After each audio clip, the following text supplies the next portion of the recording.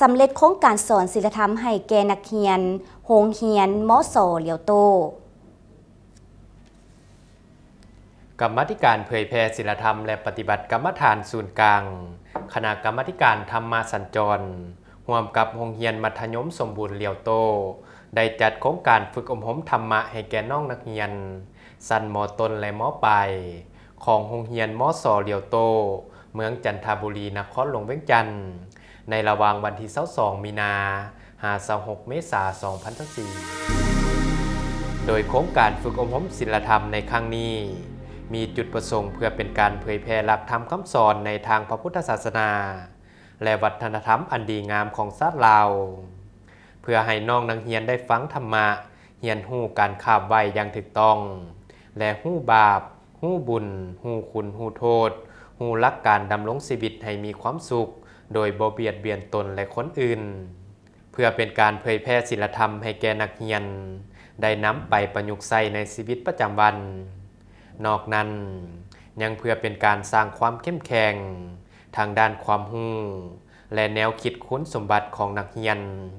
ให้ไปตาม3ลักษณะและ5หลักมูลการศึกษาแห่งชาติโดยเป็นการฝึกอบรมศีลธรรมให้แก่น้องนักเรียนโดยภาวิทยากรนำโดยพระอาจารย์บุญมาหอมสมบัติหัวหน้าหน่วยงานธรรมสัญจรและยังมีวิทยากรภายคารวาสของค่ายธรรมะเพื่อเยาวชนและสาวหนุ่มนำโดยท่านป้าปานีบุภาพร้อมด้วยคณะสำหรับโครงการฝึกอบรมศีลธรรมในครั้งนี้ได้จัดขึ้นเป็นระยะเวลา1เดือน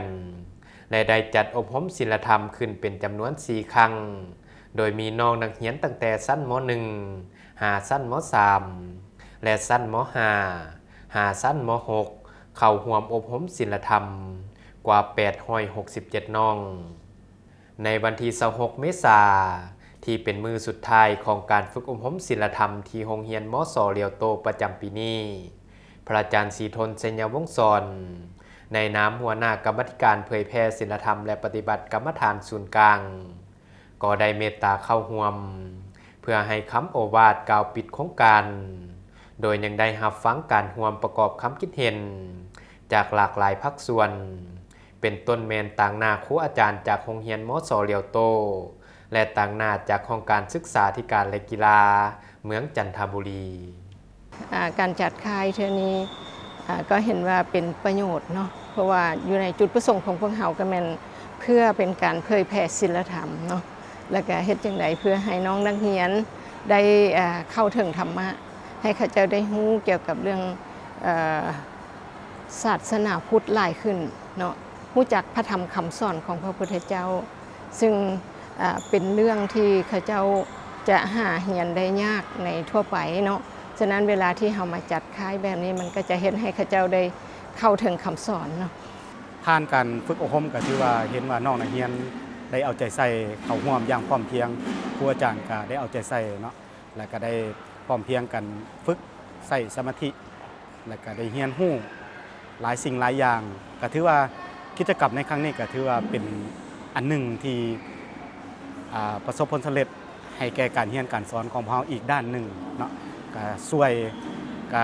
ลักก็สิ่งสำคัญก็คือว่าเฮ็ดให้น้องนักเรียนของเรามีสมาธิขึ้นตื่นเนาะได้เรียนรู้ถึงพระคุณของพ่อแม่ครูบาอาจารย์และก็สามารถปรับและก็นำไปใช้ใน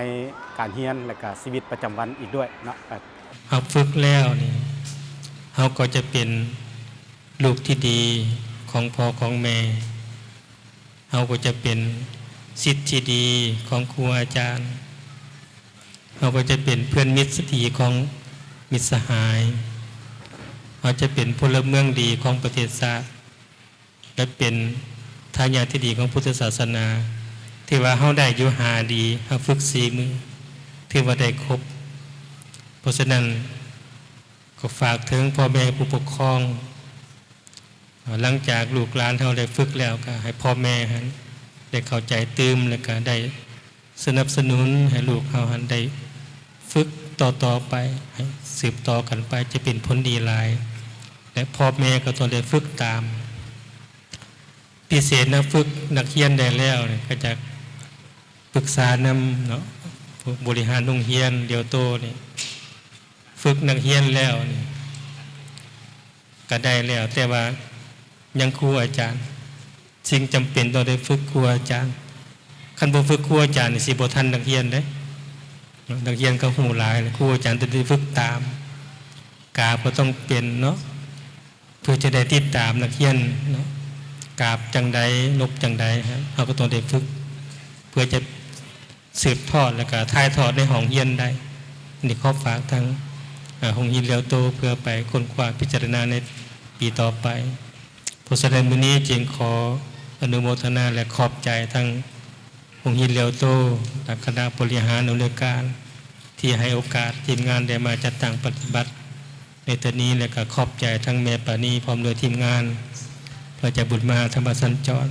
ที่ได้ลงมาผู้อบรมให้น้องนักเรียนได้ความรู้ เจ้าท่านผู้ชมที่จบไปแล้วนั้นก็แม่นข้อมูลข่าวสารที่ทางรายการนำมาเสนอให้กับท่านผู้ชมได้ติดตามรับชมและกลับเข้ามาสู่ในระยะสุดท้ายของทางรายการขอบใจกับผู้ให้การอุปถัมภ์รายการตลอดมา